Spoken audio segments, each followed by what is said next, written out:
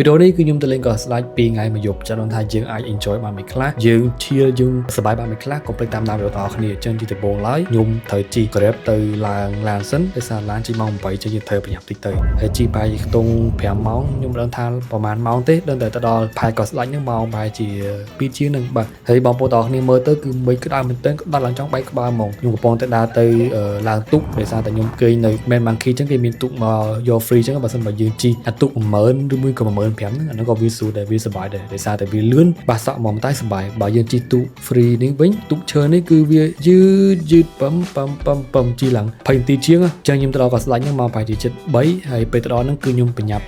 ធ្វើមិនបាន check in អាំងបានបន្ទប់ដូចសម្រាប់ដោយសារតែវាក្នុងខ្លួនដូចថាវាទៅហក់មិនក្តៅចឹងទៅក៏បញ្ញាចឹងទៅហើយខ្ញុំអត់មានបានថយទៀតទេហើយពេលហ្នឹង check in ហើយខ្ញុំត្រូវដើរចុះវិញទៀតដោយសារតែបន្ទប់ខ្ញុំហ្នឹងគឺវានៅខាងក្រោមវិញហើយកន្លែងគេ check in នៅលើចឹងដើរឡើងលើហើយពេលបានបន្ទប់ចុះមកក្រោមវិញទៀតហើយពេលទៅដល់បន្ទប់នេះខ្ញុំដើរមើលបន្ទប់នេះថាវាស្អាតប៉ុណ្ណាអីចឹងទៅយើងមើលហើយខ្ញុំដេកលក់ប៉ាជាខ្ទង់ចិត្តកន្លះម៉ោង4អីហ្នឹងបាទខ្ញុំបានទៅជួកង់អាគុយដើម្បីយើង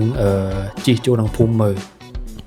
អូខេចឹងចំពោះកង់អាគុយយ៉ាងដែរដូចជាជួ1ម៉ោង10000ហើយពេលហ្នឹងខ្ញុំជួប្រហែលជា2ម៉ោងខ្ញុំមិនចាំទេដោយសារតែខ្ញុំថតមកទឹកហើយទឹកទៅបានយកមក edit ហើយចឹងទៅវាភ្លេចថ្លៃបាត់ហើយក៏ស្ដាយយ៉ាងដែរគឺមានការអភិវឌ្ឍច្រើនមែនទែនការខ្ញុំមកលើមុនដូចជាឆ្នាំទៅដូចជាអត់តមានគេសាងសង់ផ្ទះនេះទេបាទហើយលើនឹងមកមានគេសាងសង់មើលឋានច្រើនមែនទែនបាទហើយពេលខ្ញុំចូលក្នុងភូមិហ្នឹងពេលហ្នឹងមេចាប់ដើមមកលុបអញ្ចឹងទៅមានអ្នកគាត់ចេញដើរច្រើនមែនទែនហើយគោលដៅទី1របស់ខ្ញុំគឺទៅមើលដងស្ដេចដែលនៅខាងចុងភូមិបងអស់ហើយខ្ញុំក៏ធ្លាប់ទៅមុនដែរតែសារខ្ញុំមានគ្នាមកអញ្ចឹងទៅក៏នាំមកមើលអញ្ចឹងទៅហើយបន្ទាប់ពីមើលហើយខ្ញុំក៏បានបកមកក្រោយវិញដើម្បីទៅញ៉ាំមឹកអាំងពេលហ្នឹងជាតិមែនទែនមកសារខ្ញុំខាងញ៉ាំអាមឹកអាំងចកទាំងយូរអញ្ចឹងទៅវាឡើង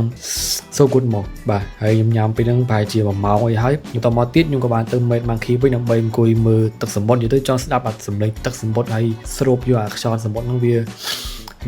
ឈៀលមែនតើវាដូចថាវា heal ខ្លួនឯងមកហើយបន្តមកទៀតយប់ឡើងខ្ញុំក៏បានទៅញ៉ាំអីនៅកន្លែង restaurant គេនៅក្នុងមេតម៉ាំងឃីហ្នឹងមកនិយាយទៅគឺសិតតែបរទេសសិតមកហើយម្ហូបហ្នឹងគឺឆ្ងាញ់មែនតើខ្ញុំមានអាតលងពងនេះ